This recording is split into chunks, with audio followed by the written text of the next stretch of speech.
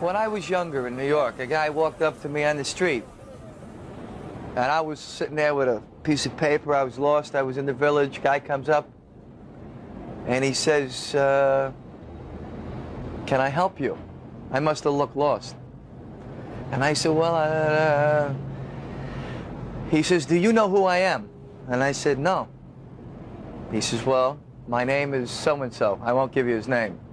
Jacques something, but I won't give you his last name. And I said, oh, you know, hi, hey, Mickey, you know. He says, where are you from? I said, well, I'm from Miami, you know. He said,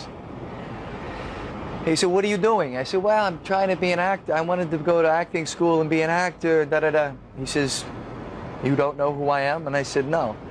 And he gave me this big spiel about he was a famous director, that he worked with Marlon Brando and Steve McQueen and all these people. And I said, oh, God, I'm thinking my lucky day. I'm in town one fucking week. He brought me up to his apartment. I was starving. I wanted to eat, but all he kept giving me were big glasses of wine. And I kept noticing young boys kept coming in and out. And then finally he's telling me about acting, that to be a great actor, you have to give all of yourself to one person. And I kind of didn't know what he was talking about because he was very sophisticated and it wasn't like, you know, he says, it's the only way. You have to give yourself to me. And I said, well, what do you know? And he insinuated that I had to, you know, like go to bed with him. And then he promised me a role. And I left that day and I went back to the park. I was sitting there thinking, well, could I do it with him like real quick and get it over with? And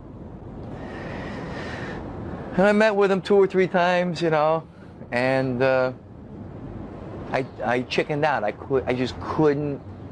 I don't think I didn't want it that bad, you know, and maybe if he was a little better looking, you know, but not this big ugly guy. So, in other words, early on, I sort of made a decision that I didn't want to, like, you know, and that was bullshit anyway, but I think, you know,